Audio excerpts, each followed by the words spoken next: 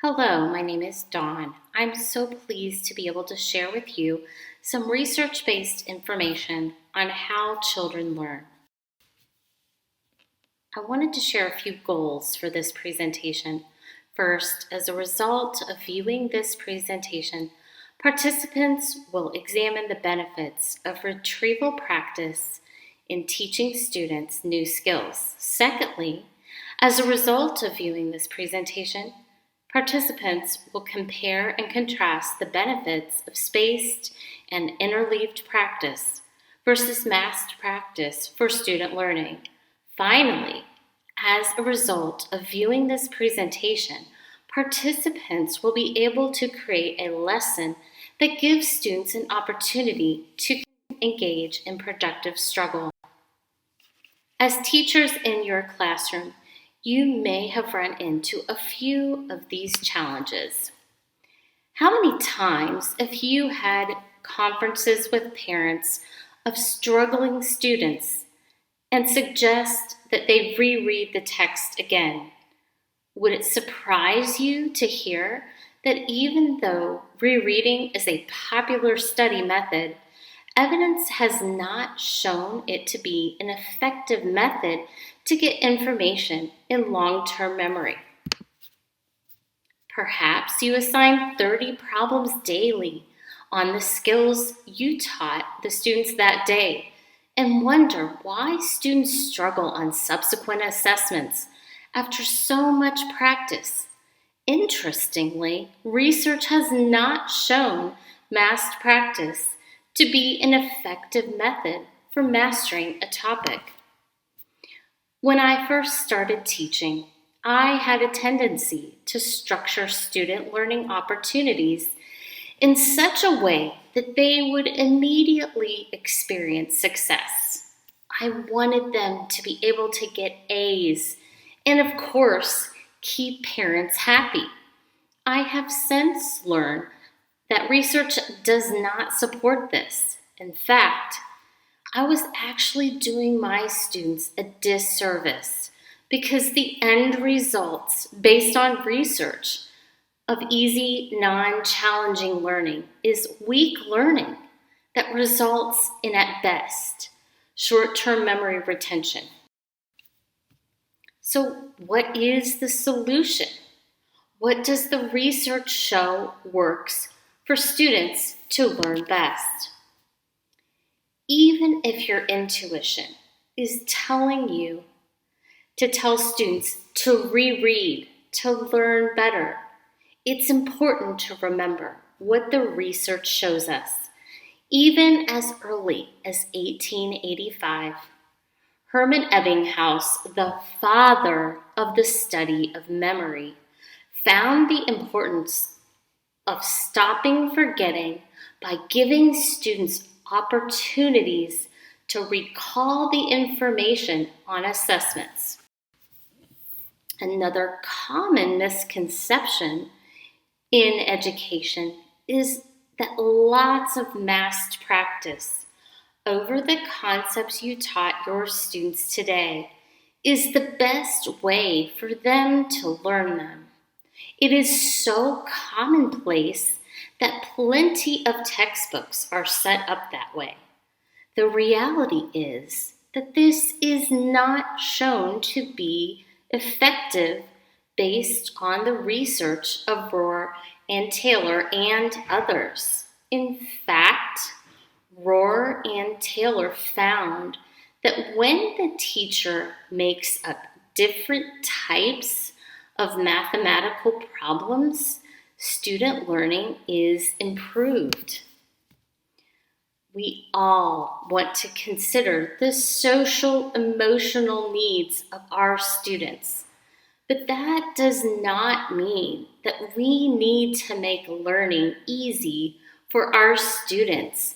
In fact, research by McDaniel, Einstein, Dene, Cobb, and others has shown that increasing the challenge for students as they are learning a topic, for instance, by removing letters from text, may initially slow down reading, but eventually they will remember better. So, how can we take this research and use it to create more effective learning situations for our students? There is plenty of controversy regarding frequent assessment. However, if done properly, frequent formative assessment can lead to higher student achievement. This doesn't just have to be paper pencil assessments. You can have your students make flashcards or even use fun technology like Kahoot.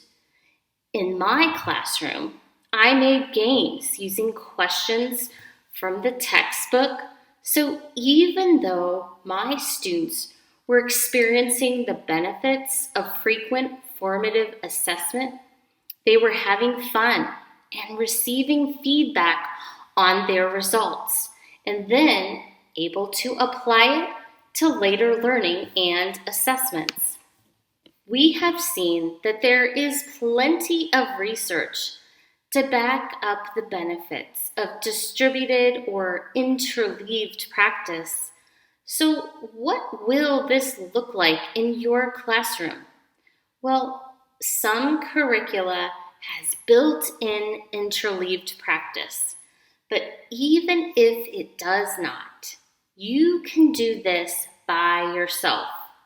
Many curricula has an online assessment component that allows you to create formative assessments by choosing a few questions from several different lessons. You are not just limited to traditional quizzes. Remember that you can create games like Jeopardy using categories for multiple lessons.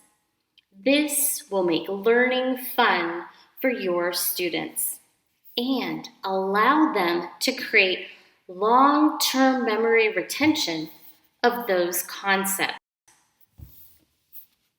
If you are more comfortable with a traditional style of teaching, it may be challenging to be the guide on the side instead of the sage on the stage, but the results are so worth it.